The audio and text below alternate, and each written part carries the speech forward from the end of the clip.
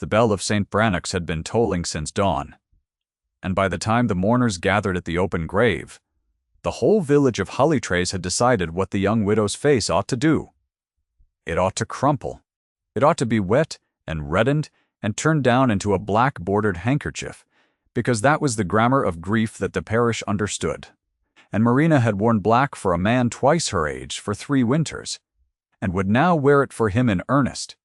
So when her chin lifted at the graveside, and her mouth moved, and the corner of it pulled upward into something that was unmistakably a smile, the breath went out of the assembled gentry like a draught through a cracked door. It was a small smile. It lasted no longer than the time it took the rector to find his place in the prayer book. But it was seen. It was seen by the dowager standing rigid in her widow's weeds across the grave, and it was seen by the 3 Hollytrace matrons who had come chiefly to watch her, and it was seen by a tall man in a navy coat at the back of the crowd who had not been expected and who did not look away. Marina did not know she had done it. She knew only that the cold had reached her wrists, where the borrowed gloves did not quite meet the sleeve, and that the box being lowered into the Fawkbourne ground contained a man who had never once in 3 years raised his voice to her or his hand. She knew that the grass was wet through her thin shoes. She knew that somewhere behind her a woman whispered the word again, the word that had followed her since the day she came to Wintergate Court, and that the word was nurse. To the county she had never been a wife. To the county she had been the apothecary's daughter, who had been brought into a baronet's house to tend a dying man, and who had contrived, by means the county could only imagine and dearly enjoyed imagining, to leave that house its mistress. The marriage had been quiet. There had been no announcement. That satisfied anyone, and now the man was in the ground, and the apothecary's daughter had smiled, and the county had its proof at last that the heart beating under that plain bodice was exactly as cold and as calculating as it had always supposed. I will tell you now what no one at that graveside knew, and then I will take you back to learn how it came to be true. The smile was not relief. The smile was not triumph. The smile was grief of the deepest and most private kind, and it had been put there by a sentence Sir Crispian had spoken to her 4 days before he died, with his hand cold in hers and his voice almost gone. Keep that for later. Watch first how the world looked at her, because the world's looking is the whole of this story. She had come to Wintergate Court in the autumn of her 20th year. Her father had kept the apothecary's shop in Hollytrace for as long as anyone could remember. A low room of dark wood and glass jars and the green smell of dried things, and Marina had grown up grinding and measuring at his elbow, until her hands knew the weight of a grain of laudanum the way other young women's hands knew a needle. He had been a gentle, exacting man, her father, with a temper for carelessness and an endless patience for the slow learning of a trade, and he had taught her that a medicine was a kind of promise, and that a promise carelessly weighed could kill. She had been weighing his promises since she was 9 years old, standing on a wooden stool to reach the brass scale, and the village had been bringing its coughs and its scalds and its laboring wives to that low dark room her whole life, so that there was scarcely a soul in Hollytrace whose pulse her small steady fingers had not at some hour taken.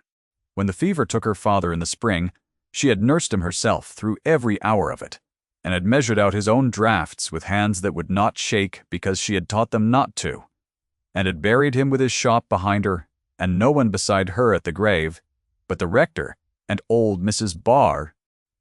Tidmarsh had walked down from the great house, out of a kindness Marina did not then know how to repay.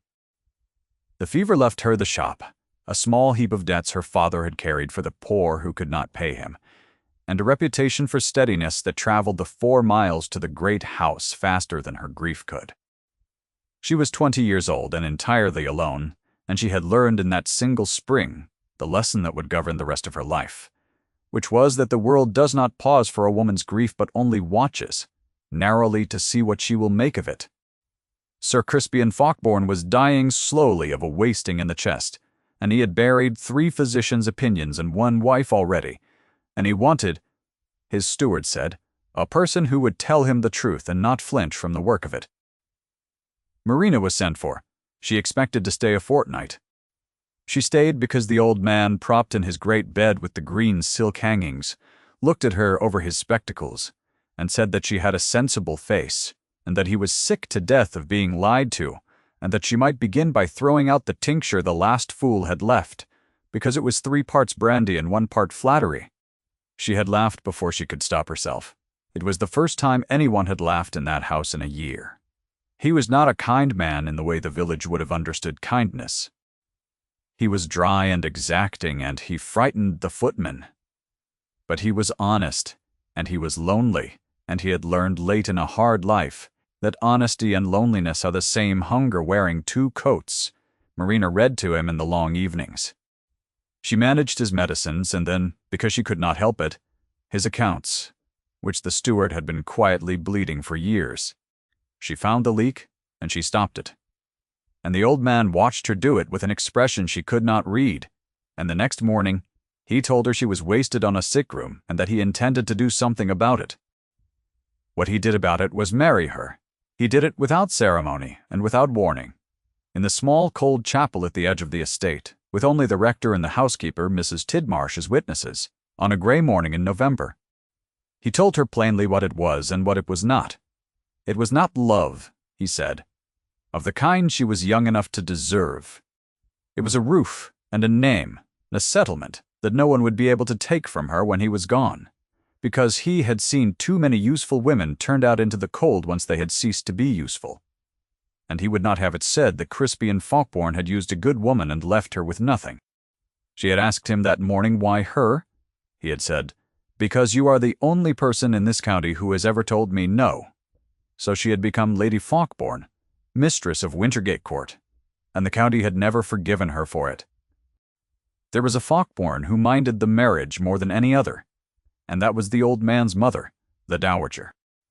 Lady Audley Falkborn had been a great beauty in the last reign, and a greater snob in this one, and she had ruled the family's consequence for 50 years, with the cold patience of a woman who has never once doubted that the order of the world was arranged for her benefit. She had a face like a fine cameo gone slightly hard at the edges, and a voice that could make a compliment bleed. She had endured 1 common-born daughter-in-law in her youth, and buried her with relief. To be handed a second and an apothecary's girl, at that in her old age, was an insult she meant to outlive. She made her feelings known on the first evening Marina dined at the great table as its mistress. She looked down the length of the candlelit board at the young woman in the made-over gown, and she said, to the company and not to Marina, that it was a charming thing to see how far a clever nurse might rise, and that one must only hope the patient lived long enough to enjoy the wedding cake. The footman went. Still Sir Crispian set down his glass.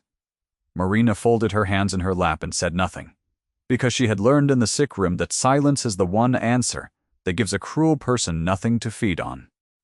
The dowager smiled at her own wit, and let the matter drop, but the word she had planted at that table grew in the county all winter. Nurse Fortune Hunter. The clever girl who had married a dying man for his name. What Marina did with the name surprised them. She did not order new gowns, she did not redo the drawing rooms or drive out in the good carriage to be seen. She went, instead, back into the village she had come from, and she opened the apothecary's shop 2 mornings a week, and dispensed what the poor of Hollytrace could not otherwise afford, asking nothing, and she did it in a plain stuff gown with her sleeves turned back. And the county decided this was a performance designed to win sympathy, and resented her doubly for it. There is no act so good that the determined cannot read it as a stratagem. She knew that. She did it anyway. The shop on those mornings was the only place she was wholly herself. She would unlock the low door before the light was good, and the cold green smell of the dried things would come up to meet her, and she would lay her father's tools out on the worn counter and turn back her sleeves, and become, for a few hours, simply the apothecary's daughter again. The carter's wife came with a child's croup. The old thatcher came with the rheumatism that had bent him double, and she made him up a liniment and betake nothing for it but the promise that he would let his grandson carry the heavy bundles. A laboring girl came once at dawn, frightened, with no money, and a husband gone for a soldier, and Marina sat with her through the long morning and sent her home, steadied and asked nothing. and the girl named her first daughter after her, which was the only payment Marina ever wept over. The county heard of these things and called them a campaign. The poor of Hollytrace heard nothing, because they had no need to hear it. They had felt it in their own hands. Sir Crispian, when she told him in the evenings whom she had treated and what for, listened with his eyes half shut, and once said very low that he had married better than he knew. It was at the shop, on a morning of hard rain in her second winter as his wife, that she first met the Duke of Enismere. She did not know him for a duke.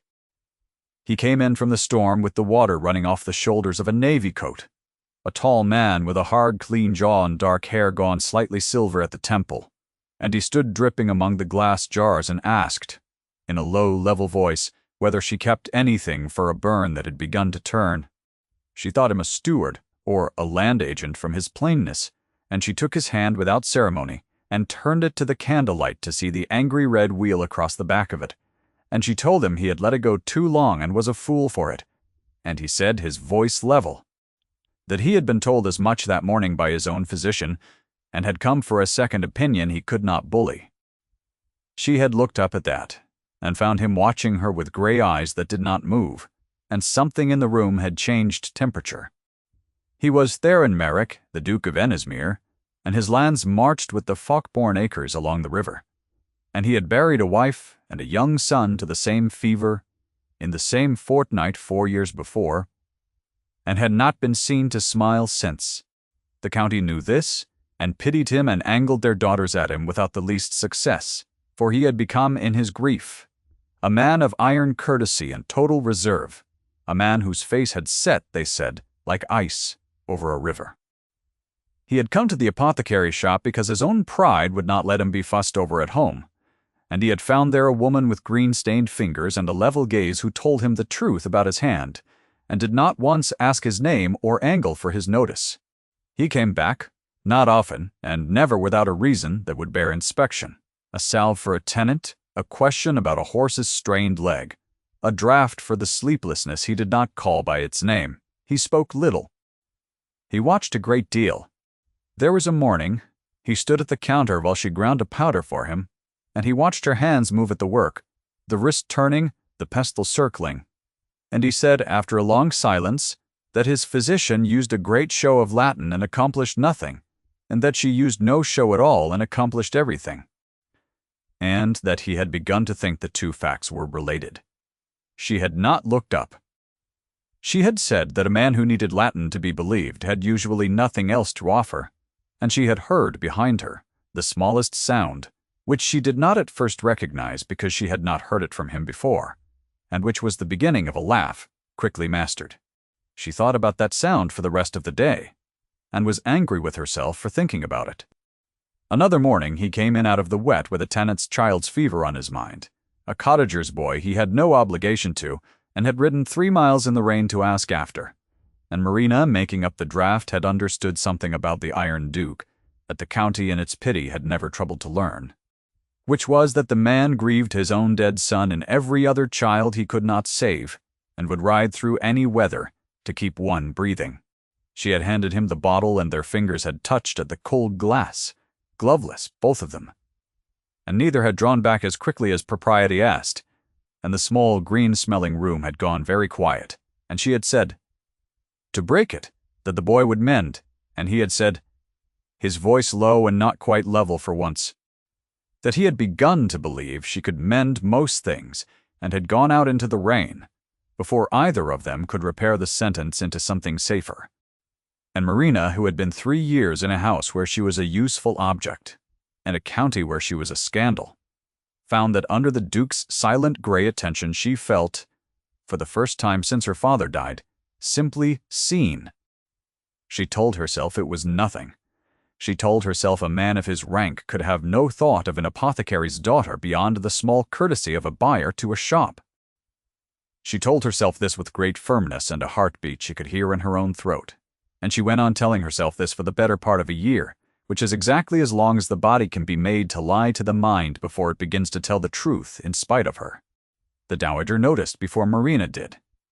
The Dowager noticed everything, and what she noticed she stored, and what she stored she used. She had marked the Duke's navy coat outside the apothecary's window on 3 separate mornings, and she had drawn her conclusions, and her conclusions made her afraid, because a Duke's regard could turn an apothecary's girl from a tolerable embarrassment into a permanent one. So the Dowager began, that spring, to work. She had a candidate of her own for the Duke's attention, a connection of her late husband's family. A Miss Calanthe Durrow, golden and accomplished, and 20, and exactly the kind of correct that the Dowager's whole life had taught her was owed to a man of rank. She brought the girl to Wintergate. She arranged the dinners, and she watched the Duke be civilly, immovably indifferent, and she understood that the obstacle was the woman in the made-over gown at the foot of her own table, and she set herself to the obstacle's removal. Through all of this, the old man was dying. He died slowly, the way the wasting takes a man, by inches and through a long winter, and in the last weeks, Marina scarcely left his room. She had nursed many people to the grave, but this was different, because she had come, against every expectation, including her own, to love the dry, difficult old man who had given her his name to keep her safe. She read to him when his eyes failed, the same 3 books over and over, because they were the ones he asked for, her voice, the last steady thing in the green-hung room. She held the cup to his mouth. She learned the particular cough that meant the night would be bad, and the particular silence that meant he was thinking of the wife, and the years he had lost long before she knew him, and she sat through both, without filling them with the false comfort he despised. The footmen who had feared him came to the door in those weeks with an awkward tenderness, asking after him through her, and she understood that she had changed the temper of the whole house simply by refusing to be afraid in it. And in the last clear evening he had, 4 days before the end, he took her hand in his cold one, and he told her the thing that would put the smile on her face at his grave. He told her that he was not afraid, and that this was her doing, because she had made his last years a comfort instead of a siege. He told her the settlement was sound, and that she was not to let his mother or any lawyer she might hire tell her otherwise, that the proof of it was lodged where no Fawkborn could reach it. And then he told her, with the ghost of his old dryness, that she was to do him one last service, the hardest one, and that was to be happy after he was gone, and not to spend her youth guarding his memory like a dog at a tomb. He had seen, he said, he was old and dying and not blind. There was a man who looked at her as a man looks at water after a long thirst, and she was not to let her grief for an old man, or the county's wicked tongue, cheat her of it. Marina had wept then, the only time, and Sir Crispian had smiled satisfied, and said that he had always known how to make a sound investment, and had closed his eyes. That was the sentence. Be happy after I am gone. So when she stood at his grave 4 days later, cold to the wrists, and the rector read the words of committal, what rose in her was not relief and not triumph, but the unbearable tenderness of a man who, dying, had spent his last strength trying to give her permission to live. She had heard his dry voice in her mind, ordering her to be happy, as he had once ordered a footman to bank the fire, and the smile had come before she could stop it. Grief and love and obedience all at once, and the county had seen it and named it greed. The reckoning began before the earth was level. The Dowager did not wait through the customary months of mourning. She had been preparing through the whole of the old man's decline, and she moved within the week.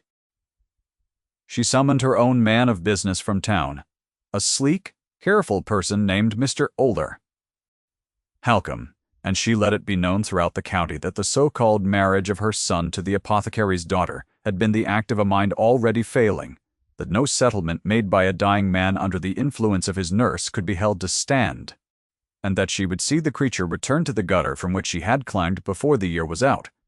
She had, she said, the proof of it. And here the Dowager showed that she was no mere spiteful old woman to be waited out, but an antagonist of real and patient cunning. For the proof she produced was a document. It was a codicil.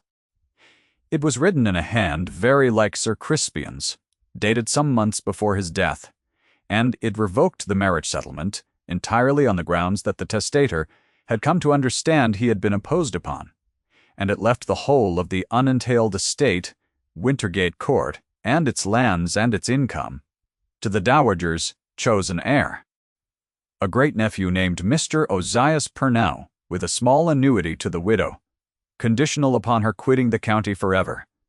Mr. Halcombe presented it gravely. Mrs. Tidmarsh, summoned to the great drawing-room and shown it, went white. The county, hearing of it, nodded. As one, they had always known there was something not right about that marriage, and here was a dead man's own hand to say so. Marina was shown the codicil in the cold morning light of the room where she had nursed her husband. She read it twice. She set it down. And she said, quietly, that her husband had not written it, and that she could prove he had not, and that she would. The dowager, watching her, felt the first cold touch of doubt and crushed it, because the girl had nothing, no rank, no money, no friends, and a forged hand is only discovered when someone with the means and the will to fight chooses to fight it. And what means had an apothecary's daughter against the consequence of 50 years? Here is what the dowager did not know, and what made her a fool for all her cunning.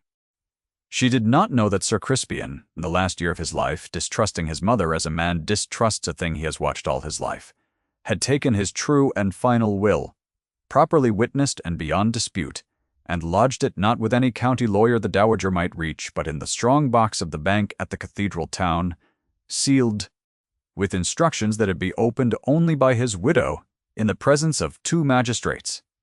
The proof was lodged where no Fawkborn could reach it. He had told her so with his dying breath, and she had been too deep in grief to hear it as anything but comfort. Now, reading a forged page in the cold morning, she heard it again and understood. She did not go to the Duke. This is the thing the county would never have credited of the scheming nurse, and it is the truest thing about her. She did not go to the powerful man who plainly admired her, and lay her trouble at his feet, and let his consequence fight her battle, though it would have been the easiest road and though some part of her ached toward it. She went, instead, alone in a hired gig through the February cold, the 24 miles to the cathedral town, over rutted roads white with frost, with a single thin shawl over the plain gown and her father's old leather purse holding the last of her own money in her lap. The cold got into her to the bone before the first 10 miles were done. She did not turn back. She thought, as the gig jolted through the gray morning, of her father weighing his promises on the brass scale, and of the dying old man telling her where the proof of the settlement lay sealed and safe from his mother's hand, and she held those 2 thoughts the way a traveler holds a lantern, and she went on.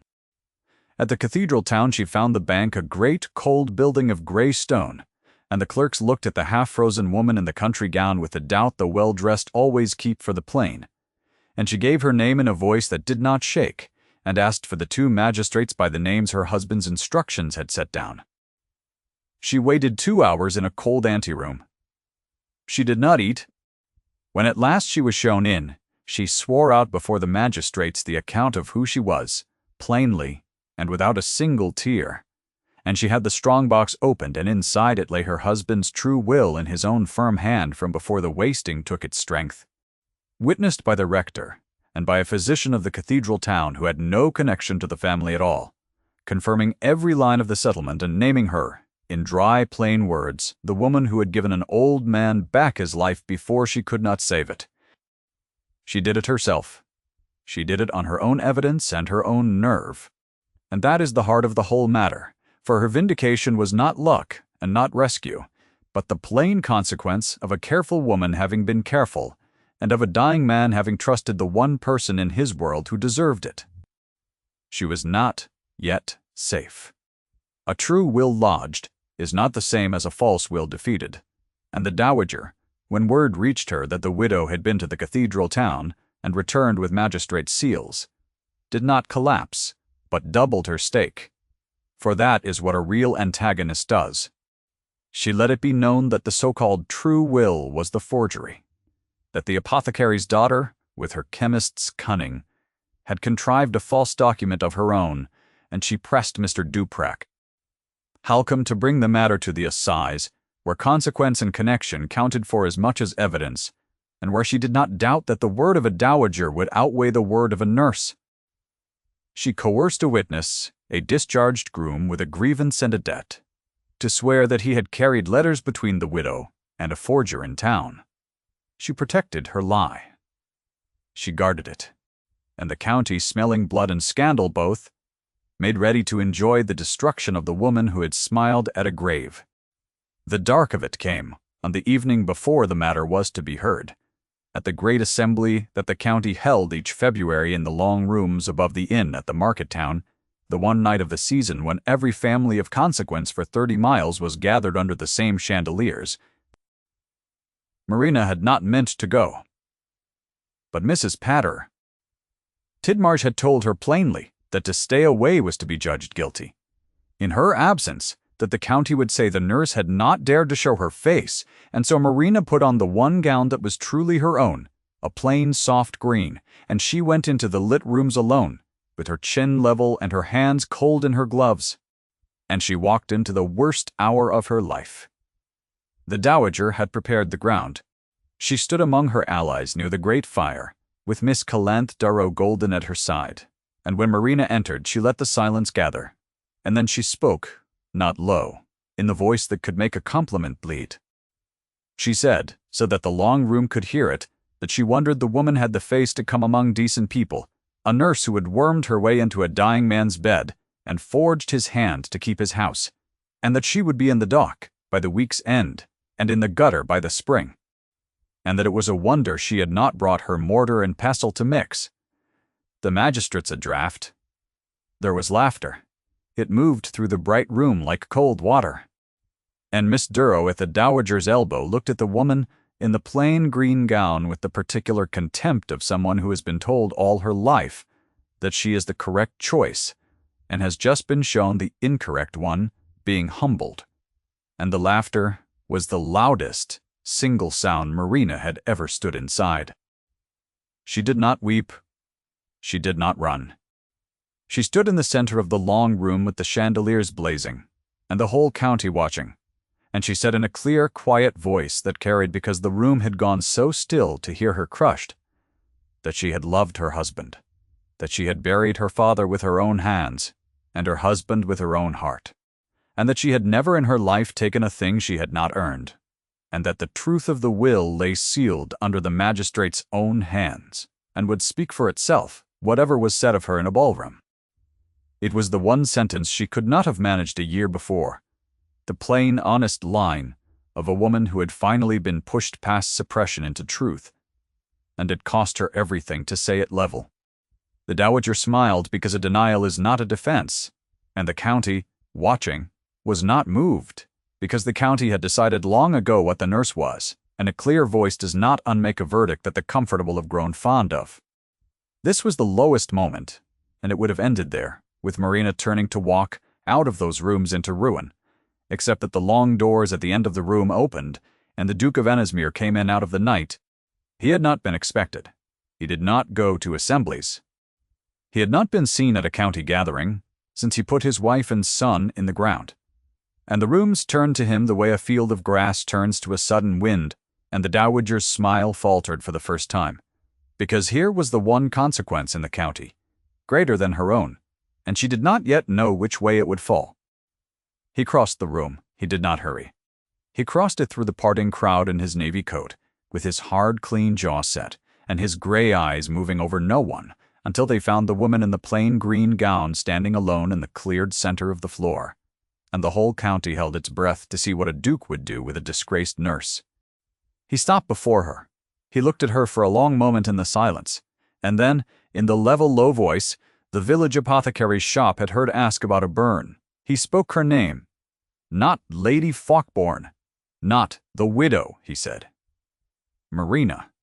He said it the way a man says the one word he has been holding for a year, and it landed in the silent room like a stone into still water, because for a duke to use an apothecary's daughter's given name before the assembled county was to claim her, publicly, past any unsaying.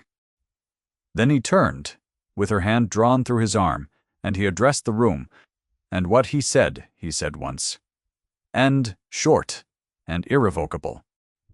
He said that he had asked Lady Fawkborn to do him the honor of becoming his wife, and that she had consented, and that any person who had a word to say against her character might say it now.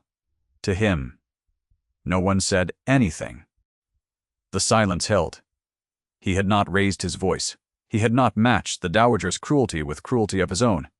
He had not destroyed her or denounced her or named her crime in that room full of her allies. He had simply crossed a floor and claimed a name, and offered, with a courtesy more terrible than any rage, to defend that name against any comer, and the offer hung in the bright air, and no comer rose to it. That was the whole of his minimum sufficient act, the crossing of the room, the given name, the single short declaration, and it was enough, because the worth he was answering to was hers, demonstrated over a year of green-stained mornings and not his own consequence borrowed to her aid. The matter never reached the assize. The Duke's man of business and 2 magistrates opened the sealed strong-box the following morning before witnesses the dowager could not impeach, and Sir Crispian's true will stood plain in his own firm hand, every line of the settlement confirmed, and beside it, the forged codicil showed for what it was. The letters of the dead man's name formed by a hand that had never quite learned how he crossed his T. And the discharged groom, faced with the magistrates and the prospect of the dock himself, broke at once and named who had paid him and what he had been told to swear. The proof, lodged where no Fawkborn could reach it, had spoken for itself, exactly as Marina had said it would. The dowager was not dragged through the dirt. That is not the justice of this kind of world, which corrects rather than destroys. She was an old woman whose whole life had taught her that the order of things was arranged for her benefit, and she had staked that life's belief on a forgery, and lost, and the losing was punishment enough. The magistrates, out of regard for the family's name, and at the new Duchess of Enismere's own quiet request, did not press the forgery to its full account. But the county had seen. The county that had laughed in the long rooms had stood in the cold morning and seen the seals broken and the truth come out, and the county's verdict turned, as the moral weather of such places always turns, once the comfortable lie is no longer comfortable to hold. The dowager withdrew to her dower house and was seen little after. Miss Calanthe Durrow was married within the year to a baronet in another county, and was, by all accounts, content, and Mr. Shellen. Ozias Burnell went back to town, having never set foot in the house. He had been promised. There was a moment, in the cold drawing-room of Wintergate Court, when the dowager and Marina were alone for the last time, and the old woman, gathering her gloves to go to the dower house, paused at the door. She did not apologize, for she was not a woman who knew how. But she looked at the young one for a long moment, and something in her hard cameo face moved, some recognition that the apothecary's daughter had fought her with a will of iron and a perfect honesty, and had won by being exactly what the dowager had spent 50 years insisting such people could never be, which was better than she was. "I misjudged the matter," the old woman said at last, which was as near as she would ever come, and Marina, who had grace where the dowager had only pride, inclined her head and let her go without a word of triumph, because she had not married for the house, or fought for revenge, and had no use for either now. They were married in the spring, in the small cold chapel at the edge of the estate where she had once been married before, and this time the rector had no need to coax warmth into the words. The Duke stood beside her in his navy coat, and the silver at his temple caught the light through the chapel's old glass, and when he turned to her at the last and took both her cold hands in his warm ones, the iron that had set over his face 4 years before had gone, melted clean through, and what was under it was a man looking at water, after a long thirst, exactly as the dying old man had said. Mrs. Tidmarsh wept in the second pew. There were not above a dozen people there. Marina had wanted it so. I will tell you the last of it, and then I will let you go. The Duke had a great library at Enismere, a candlelit room of books from the floor to the high ceiling. And into it, on the first evening she was its mistress, Marina carried one small thing from her old life. It was her father's apothecary's mortar, worn smooth and gray at the lip from 40 years of her father's hand, and then her own, the thing she had ground her first grain of medicine in, as a girl at his elbow.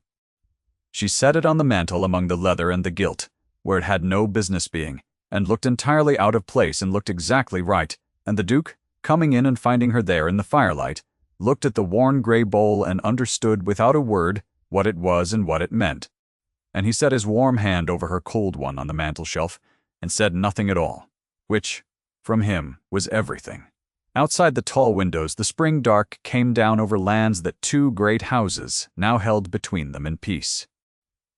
Inside the fire settled, and the worn grey mortar sat on the mantel of a duke's library, a poor man's tool kept by a duchess who had never once forgotten where her hands had learned their steadiness, and who had been seen, on a cold morning at a graveside, to smile, because a dying man had used his last breath to order her to be happy, and because in the end, against the whole weight of a county's certainty, she had obeyed him.